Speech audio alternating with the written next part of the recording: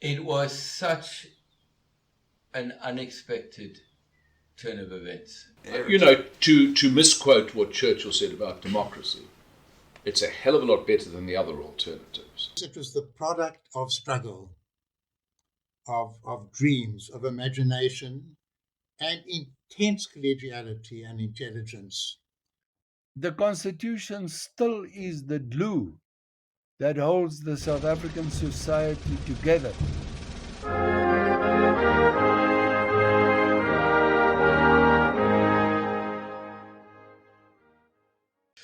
So, although a constitution is a representation of the ideal political morality of a country, it is also a legal document. The way that it is written needs to be commensurate with real-life application of the rights it guarantees. My guest today helped to align those parts within the South African Constitution.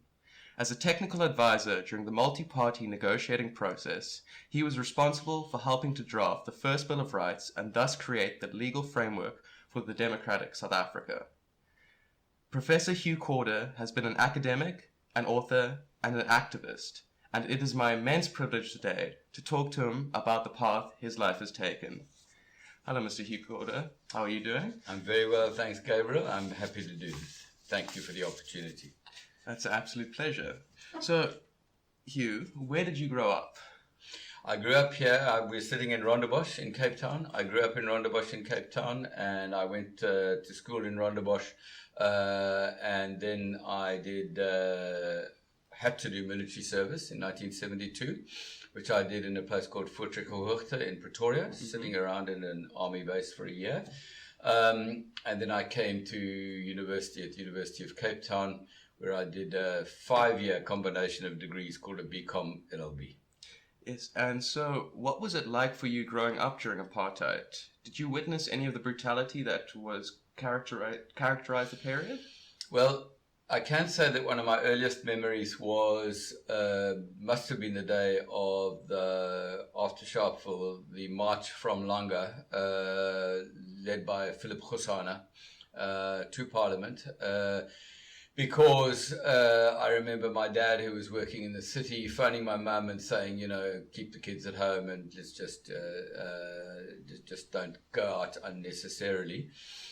But I can frankly say also, though I was born in 1954, so from the time I became sort of conscious of what was going on around about me in the late 50s, that was in some ways the high water mark of apartheid, because after Sharpeville and after the banning of the ANC and the PAC, and with the Communist Party being banned and suppressed, on the surface, it was a very orderly decade. And I think even those who write on behalf of the ANC would acknowledge that it was a really rough period for the ANC inside the country and in exile. Yeah. And but let me having said that, both at school and at home, I was made deeply aware of the gross injustice and inequality based on race which existed at that point. So your parents influenced your views in that way? My parents influenced my views, and there was a particular incident at the school. I went to an Anglican church school where the boy children of Anglican priests were allowed to go for at minimal cost, and a so-called coloured Anglican minister wanted his son to come to the school, and for whatever reason one doesn't know, he was refused admission to the school. It would have been, I think, a combination of politics, and it was said, I think, that he didn't pass the entrance exam or something like that. But within the school, there was a degree of unhappiness and resistance among the boys. And so you seem to have been conscious of what was happening around you. And I've read that you actually met Steve Biko at some point when you were volunteering for a student organization.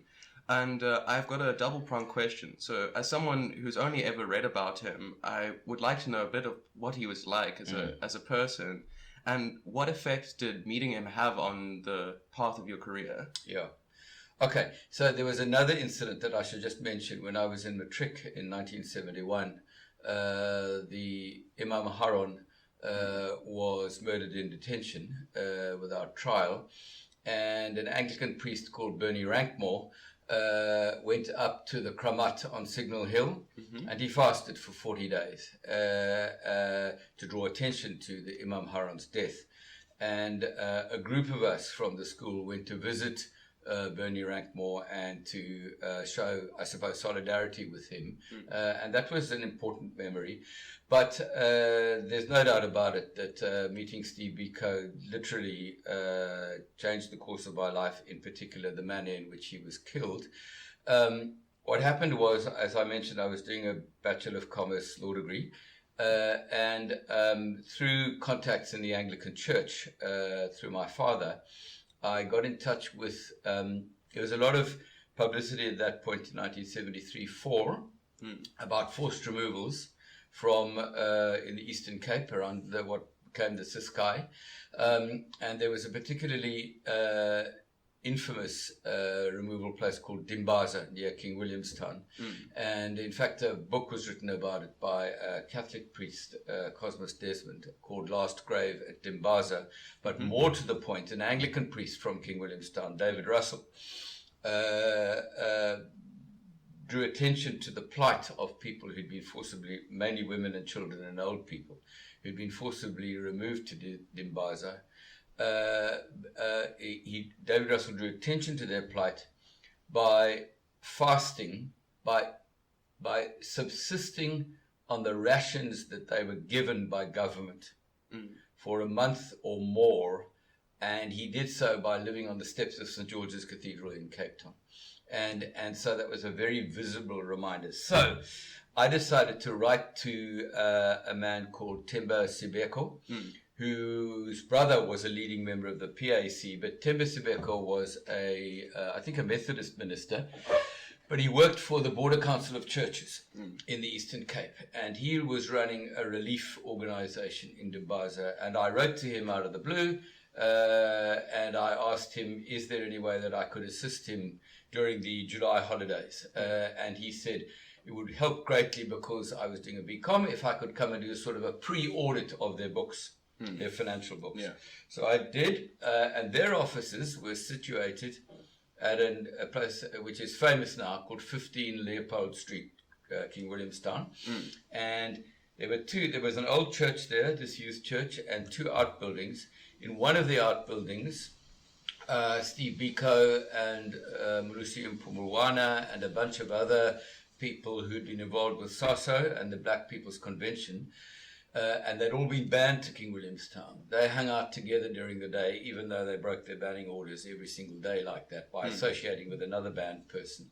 And then the other office was the Border Council of Churches. And when I pitched up on the Monday morning and walked in, this sort of callow white boy, aged 19 years old,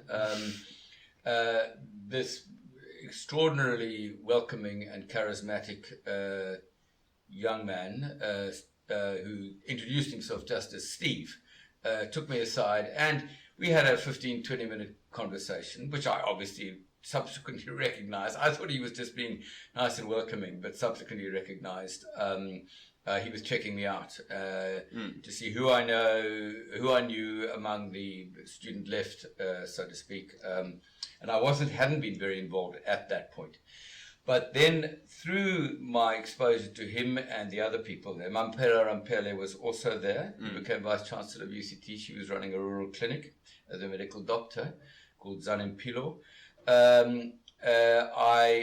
My conscientization was accelerated, put it that way.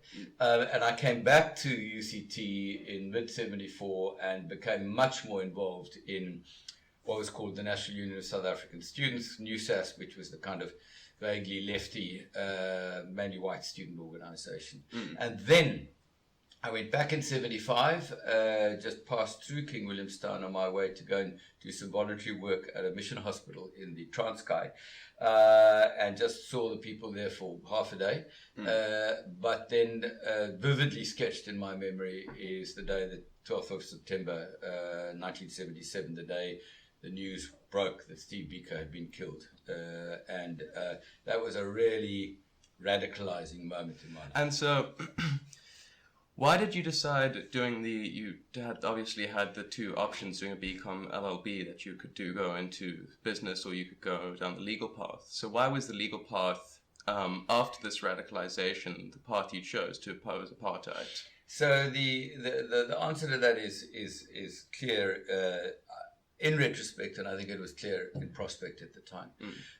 What happened was that after the Soweto insurrection of 1976 and the continuing unrest throughout the townships, particularly here in the Western Cape and things like that, I was very involved with the National Union of South African Students, and in the year after I graduated with my LLB, which was 1978, I undertook a national project for NUSAS on sort of a radicalization of legal education together with legal aid across the country. But it was also a time when the government was clamping down on what it viewed as student radicalism, and the opportunity came to go to Cambridge to do what was my master's in law degree, although it was called an LLB degree. And I spoke widely, I consulted widely with my colleagues in the leadership of NUSAS, and they all said, well, take a break for a year or so, and then, come back. And it was a nice practice at that point, is that NUSAS used to acknowledge members of its who'd contributed positively towards its work by declaring them to be true sons and daughters of Africa. And I was duly declared to be a true son of Africa, and it's the way I've always regarded myself. And so in going away for a year to do so that was the positive factor. The negative factor was that there was no what is now called public interest law at that point. So the body called the Legal Resources Centre, which takes test cases for nothing, raises funds for charity, and fights through the law to roll back injustice and apartheid, did not exist until 1979, 1980, when I was already abroad studying. Okay. Yeah. And so through your...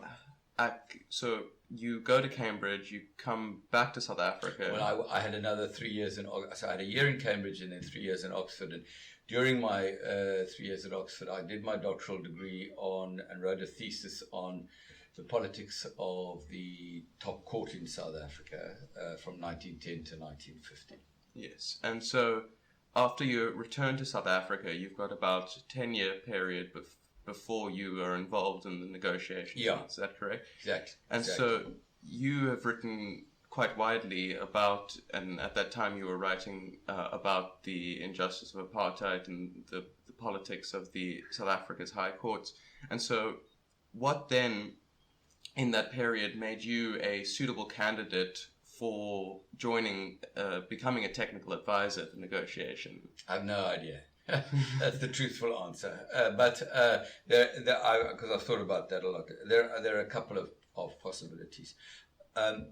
Because I started my academic teaching career at the University of Stellenbosch, where I was a little bit unusual because I wasn't an Afrikaans-speaking Stellenbosch graduate. In fact, I was the first UCT graduate ever to teach law there, and was for a long time the only one. But I was able to help and facilitate those Stellenbosch law students, of whom there were more than a handful, who were quite radical and who preferred justice to law at that point.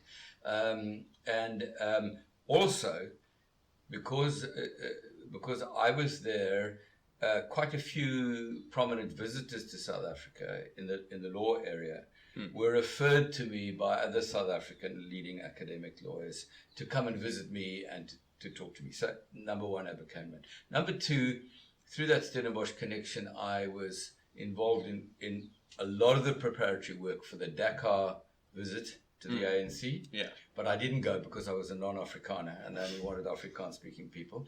But then I organized a delegation of South African, mainly Afrikaans-speaking academic lawyers to meet up with the ANC Constitutional Committee in Harare in January 1989.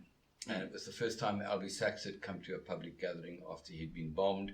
And all of the members of the ANC Constitutional Committee, plus Thabo Mbeki and Steve Tshwete and a few other leading politicians were there. So they came to know me, and then I met them again at a meeting arranged by the famous Oxford law professor called Ronald Dworkin in Oxfordshire in July that year.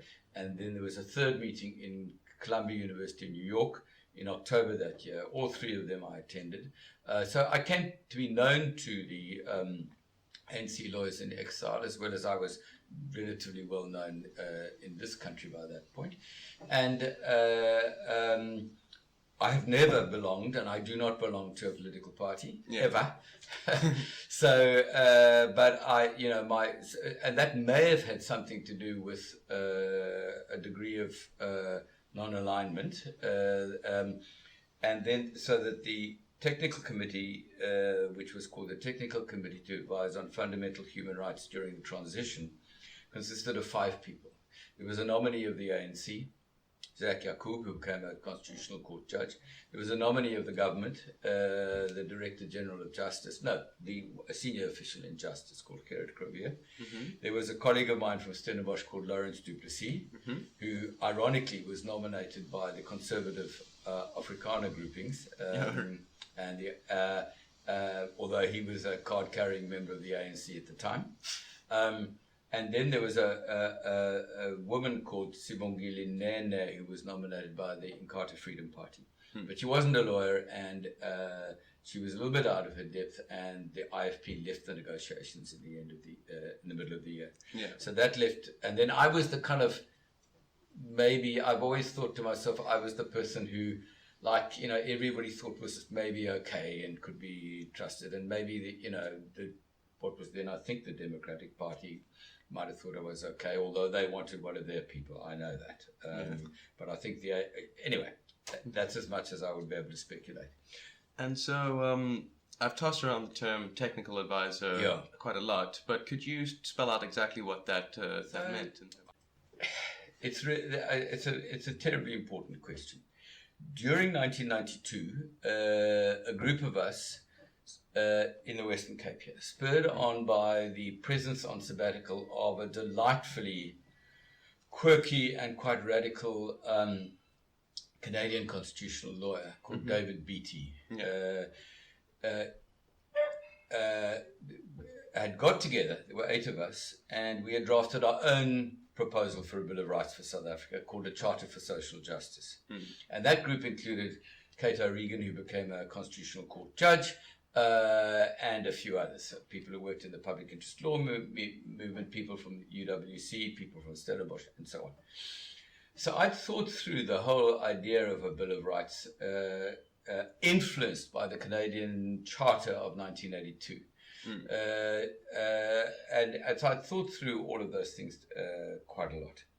And I was certainly best placed on the technical committee, having been the beneficiary of massive hours of discussion and debate and resolution about what we should be proposing for a Bill of Rights for South Africa. We launched it on International Human Rights Day in 1992, a Charter for Social Justice.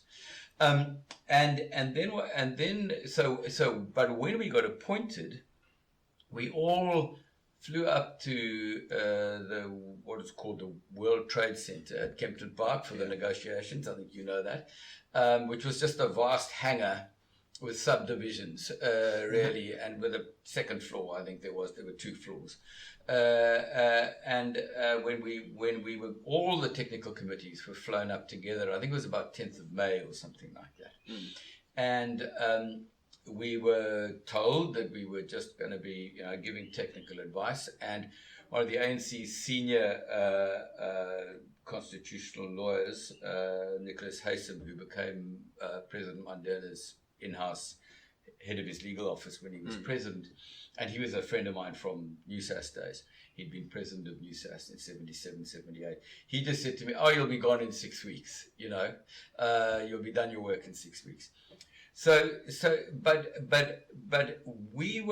our brief was to identify those rights critical to the process of political transition in South Africa as of May 1993.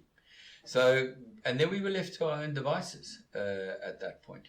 So we had certain material to begin with, and one of them was that the South African Human Rights Commission had published a report on group and human rights. You had the ANC constitutional guidelines and a bunch of other. There was a Bill of Rights from Inkatha, I think. I think there was a bunch of source material we could work with. Okay. But what we did was literally the 5 of us sat down together on a rainy night in sort of mid-May. It was a Thursday night in the Sun Hotel in Newlands, and I and Gerrit Grovier, the senior Justice Department official, took it in turns to nominate rights that we thought were critical to the process of fundamental political transition in South Africa. So we compiled a list of rights, which was about 30 long, and that we discovered afterwards went very much counter to what the ANC wanted. The ANC wanted a very skinny Bill of Rights. The DP and the Inkatha Freedom Party wanted a very extensive Bill of Rights, and the government, the Nats, were sort of close to that end as well. Okay. Yeah. And so, what would a normal day look like for you? You've sketched out that you compiled this list of rights. Yeah. But what was a normal day for you and your colleagues? Okay. So Lawrence and I lived in Cape Town. Zach was in Durban, and he's blind, so he always had to be accompanied by another person with him. And Spongile Nene also lived in Durban, I think. So Gerrit was in Pretoria and Cape Town. So we would fly up for 2 to 3 days a week to Kempton Park. I would always meet Lawrence at the airport, and we'd sit together, and we'd do a lot of talking to each other and discussion and really strategy making on the way there. And then we'd meet, and so the routine was, so after we'd identified the list of rights, let's say 30 to 35, we published what we called our first progress report. And then that went to the 26 or 28 political delegations that were there, and they were given a week or 10 days to comment to us. And in those days, it was prior to email, okay? So there was all hard copy stuff coming in. And we had a wonderful secretary called Miriam, I forget her last name. And then, so what we would do is we would sit and consider all the comments made by the political parties, and then we would issue another progress report. And after, I think, the second progress report, when we'd refined our list, we were then told we would have to report to something called the Negotiating Council, which consisted of each delegation 2 people, 1 man, 1 woman. It's a bit of a challenge for the traditional leaders of South Africa to find a woman, so they had 2 men sitting there for them throughout, okay? And we would have to answer questions, we would have to listen, we would have to take notes, and then we went back to our committee room where we debate about it, and we were told after, I think, our second progress report, now you've named the rights, now start formulating the rights and putting flesh on the skeleton, so to speak. And so you weren't a delegate from a political organization, but you had been vocal in your opposition to apartheid, and you had drafted proposition for a new South African democracy. Well, Bill of Rights. Yeah, Bill of Rights. Yeah. And so, what were you trying to achieve with your involvement in the process? What were the most important aspects that you were trying to have included? It's a good question. I think I wasn't particularly consciously trying to do anything.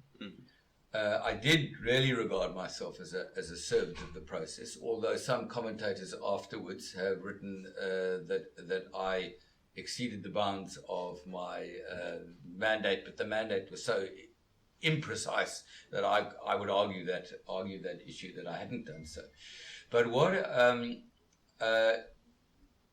I thought that Charter of Social Justice that I referred to was what it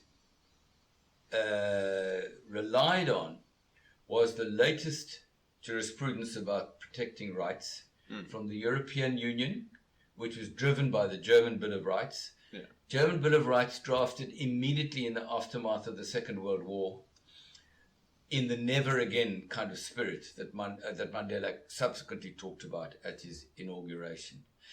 And then the Canadian Bill of Rights, and you know, I think we can say safely that the fact that our Bill of Rights is modelled on the Canadian model, which itself drew on the best of world practice in the early 80s. Okay. Ours is modelled directly on that. So I mean, there are one or two rights that would not be there in the Bill of Rights today if I hadn't pushed for them.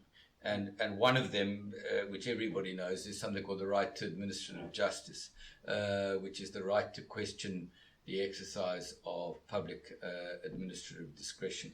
And what were the others? The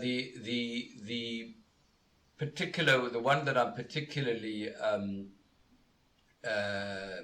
pleased about, sort of, if I can say proud of, was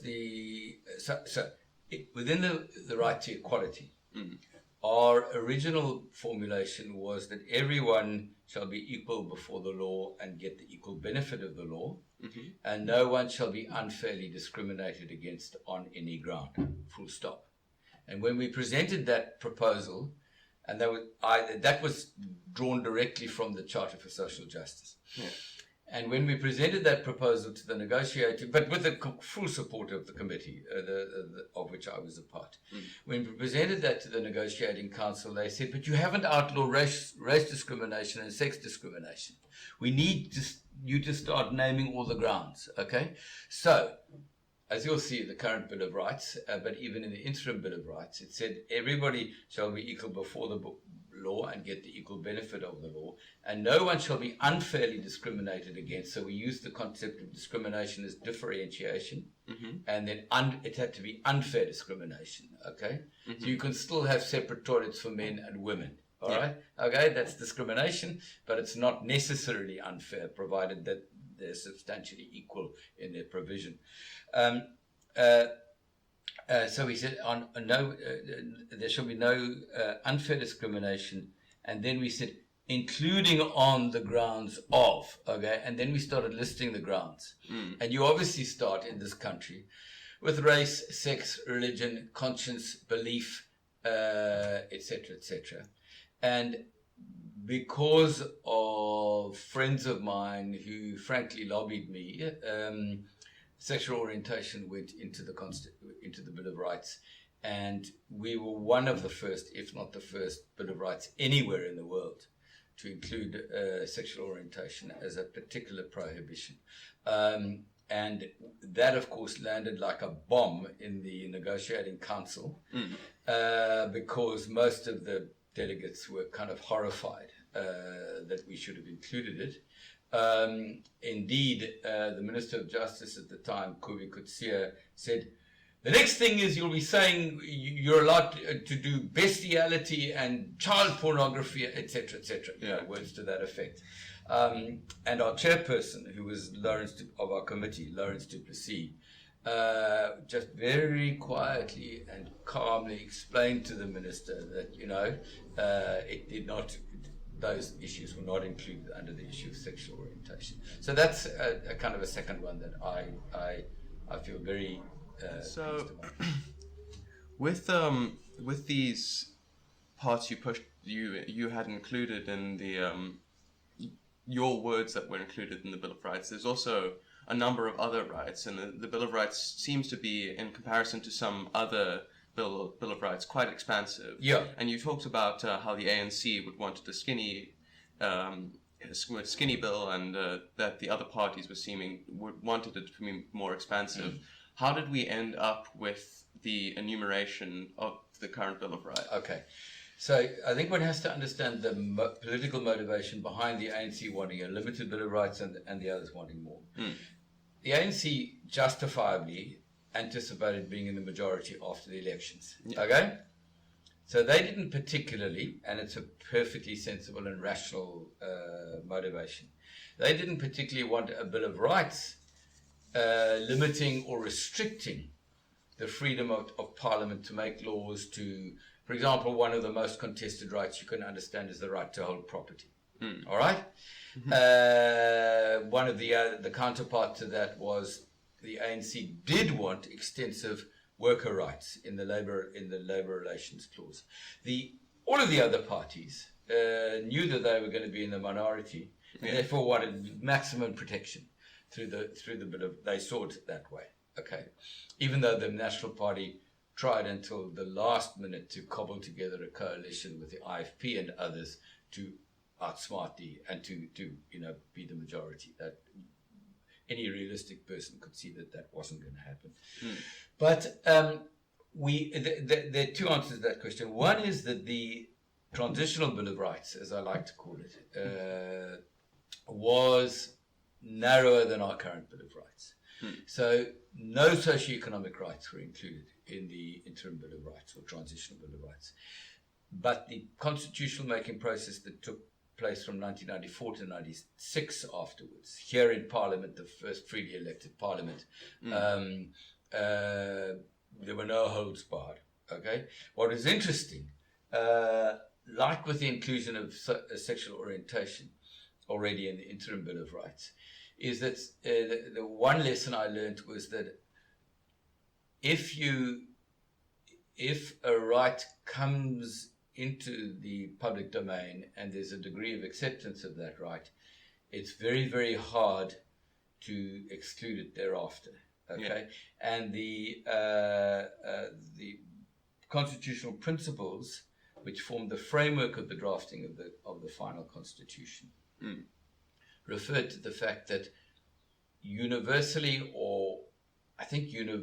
acknowledged fundamental rights, words to that effect, should be included in the final Bill of Rights.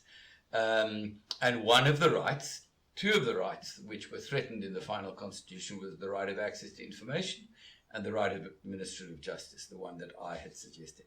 Because frankly, they were not universally regarded human rights. The only country in the world that had included the right to administrative justice was Namibia, and they did it in 1990. So it was the exception rather than the rule. But in the drafting of the final constitution, again, there was a compromise entered into between the parties, and the right remained, but a little bit more restricted than it had been under the interim constitution. So I think that there was a lot of let me just say, there's a lot of lobbying by foreign governments, particularly the Americans. Okay, and there was a very strong nationalism, South African nationalism at the negotiations. Yeah. And I can frankly say that people reacted very negatively to the pushiness from the Americans, for example. Whereas the Germans said, why don't you just come and see how our constitutional court works? And the Canadians said, if we can help in any way, just ask us. And that was a much more subtle and more successful way, let me say, of influencing the process to a certain extent. But it remains a strongly nationalist, in the best sense of the word, I think, Bill of Rights. And So, going back to the transitional constitution, in which you had a far more, I'm right in saying you had a far more direct hand in I was I was much more minimally involved in the final constitution. And so, why did the transitional constitution end up in the form in which it did? Different parts of it there would be different explanations for different parts of it. Okay. So the original idea in early 1993, April 1993, was that there should be kind of a framework. That's why I call it a transitional constitution. It's now everybody talks about it as the interim constitution. But that it should be a transition from apartheid to democracy. That was the notion. So that was the idea behind a sort of minimalistic constitution. Yeah. But the reason why it turned out as it did was that the response of the political negotiators to a lack of trust between them, okay, predominantly between the National Party on the one hand and the ANC, its allies on the other, was to compromise, but also to safeguard the compromise by writing in any number of restrictive clauses and safeguards or guarantees, and that leads to more words and longer provisions. I think precisely because many people say, or some people are saying that, you know, Mandela and others sold out, etc., and compromised too much. You know, one of the days we got there, the Afrikaner Weerstandbeweging had driven an armored vehicle through the glass frontage of the World Trade Center the day before, and subsequently occupied the building. Yes, and, you know, urinated in the passage and on the tables and things like that. I mean, it was filthy. I got there the next day when we were due to gather. That's just a particularly kind of puerile demonstration of resistance. But I mean, things were incredibly tense politically at the time. And I really, and you know, you could say that I would justify it because I was involved in it, but I just think there was no other way of doing it. Mm. And what do you think were the most important inclusions in the transitional, the interim constitution that allowed for the achievement of a new democratic South Africa? Yeah. So the formula at the end, there were 34 constitutional principles. As I said, that provided the framework for the writing of the final constitution. But the provision for something called the Transitional Executive Council, the TEC, which the provision that any party that got 10% and above in the proportional representation elections of 1994 should get a cabinet seat. So there was a Transitional Government of National Unity, the TGNU, which ran for the first 5 years, 94 to 99. That any party that got more than 20% was entitled to a deputy president. That's why de Klerk became the deputy president after 1994, together with Thabo Mbeki, while Mandela was the president.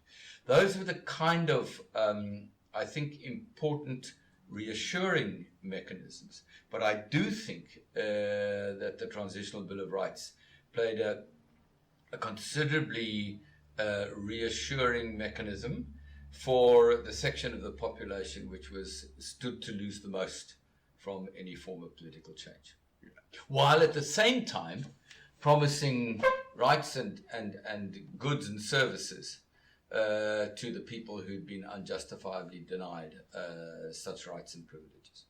And so you've talked about the two parts that you were directly involved in writing, pulled directly from your charter, the part in administrative justice and the inclusion of sexual orientation in the enumeration on, I think, human dignity, was it? No, right to equality. Right to equality, yes. And so are there any other parts of the Constitution that you would say you're most proud of achieving in the drafting of it? Well, in the interim process, transitional process, I was only involved in the Bill of Rights, which was chapter 3 of the interim constitution, if I remember correctly. In the final constitution, I was the main legal advisor to something called Theme Committee 1, which dealt with many symbolic things, including languages and how do you deal with customary law and so on and so on. So that was more interesting, but the stakes were far lower than in the interim constitution. So within the transitional Bill of Rights, and I don't want to take the credit for myself alone. What I used to do every week when I came back, so I'd go up to Kempton Park for 2 to 3 days. On the flight back, we would just drink wine and have dinner, and we wouldn't discuss, Lawrence and I wouldn't discuss business. But when I came back to the University of Cape Town Law Faculty, I would, in confidence, consult with that kind of group that we'd worked together to produce the Charter for Social Justice and others. So I was open to, and people would contact me, like on the sexual orientation issue, friends of mine who wanted to argue for that just phoned me up. Okay, both in Kempton Park and at home here. So I was involved all the time when I was back at work here at UCT doing my normal teaching and things like that, with thinking about it and discussion about it and research about it. So, and I do think the fact that we've ended up with the model of the Bill of Rights that we have, that the language is, every right is expressed in an unlimited fashion. So it is, everyone has the right to human dignity, full stop. Okay, but there's section 36 of the final constitution, which is called the General Limitations Clause, and that provides, a la the Canadian Constitution, but going further, the Canadian Charter of Rights and Freedoms, but going further, that every right is limitable by law of general application, provided that it is proportional and respects the values of human dignity, equality, and freedom. So that's a loose summary of the General Limitations Clause. So, for example, freedom of expression, which in the American Constitution is sort of put right up there as one of the most important rights. Yeah, the First Amendment. Yeah, that sits like every other right. In fact, it is more restricted in our Constitution than most of the others, because you're not allowed to advocate war, you're not allowed to advocate violence through racial hatred, etc., etc., etc. So we learned from other systems, but we also learned negatively from other systems. For example, pregnancy is now one of the 17 grounds particularly mentioned in the Equality Clause, on the basis of which you cannot unfairly discriminate. And that was drawn directly from an American Supreme Court case, whose name I forget, which had held that even though only women can become pregnant, when a woman got fired from her work for being pregnant, that wasn't unfair discrimination. Pregnancy wasn't. So we said, okay, let's put it in. Oh, as a response to? As a response to the negative, to the negative experience in the American jurisprudence. Yeah. And looking back, is there anything you would have done differently? No. Because I have to also say it was the first year that I was married, and so my whole life was completely different that year. And I mean, it was such an incredible opportunity to be involved in the making of a constitution for one's own country, that no, there's absolutely nothing I would do differently. And so to end, I want to ask to pull the conversation forward to today to talk about the relevance of the Constitution in modern times, because I think a lot of people of my generation and slightly before don't understand necessarily the stakes that were what the stakes were in the making of the Constitution, and then and don't feel as much ownership because of that. Sure. And so, why do you think the Constitution continues to be relevant and continues to hold the same significance? Then, well, why do you think that it holds the same significance now than it did when you were writing it? Yeah. It was such an unexpected turn of events. In 1989, when we were meeting the ANC in exile, there was a kind of a glimpse that something, because each time we flew back after meeting the ANC, we expected to be met by the security police at the airport in Johannesburg, or have our passports removed or something like that. And the fact that we got away with it we did, but everybody else did. Nobody immediately got clapped in irons when they came back. That should have, in retrospect, given us idea. But we were living under a state of emergency at that point. So nobody expected that would happen. So I think the buy-in across the board was an incredibly important issue at that stage.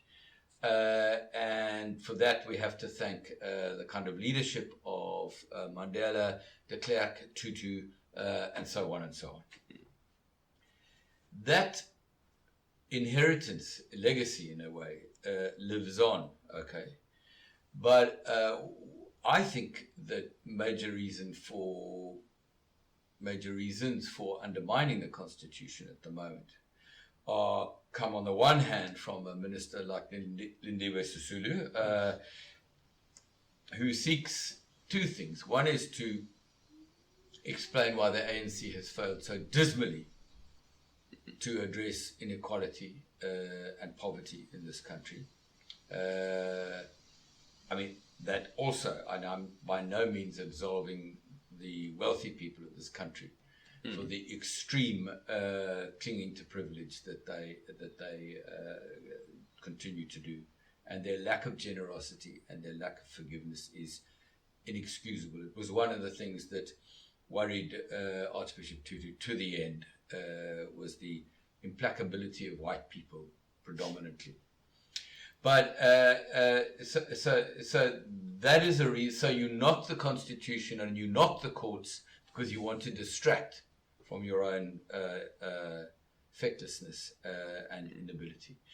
But secondly, the fact that she made that attack in the same week as the first Zondo Commission report came out, which points to worse than inefficiency and ineffectiveness, points to direct corruption and abuse of power by predominantly the ANC and its leaders. It's a kind of a skirmish. It's a smokescreen. It's an attempt at a smokescreen. There's that set of assaults on the Constitution and the judges. To some extent, that is, in my view, more not easier, but it's easier. I'm going to use the word. It's easier. It's less difficult to respond to that kind of attack because it's so flagrantly outrageous. The Sisulu attack. The more difficult thing is to say to particularly anybody under the age of 40. Okay. So if 40 years ago from now, or it takes you to 1980, I'm not saying as a little kid you wouldn't have experienced apartheid, because you would have. So maybe 30 years. Anybody under the age of 30 would not have known the horrors and the injustice of apartheid, and would have not have been able to believe that we would be able relatively non-violently, although there was, of course, massive violence across the system, but relatively non-violently to move to the... And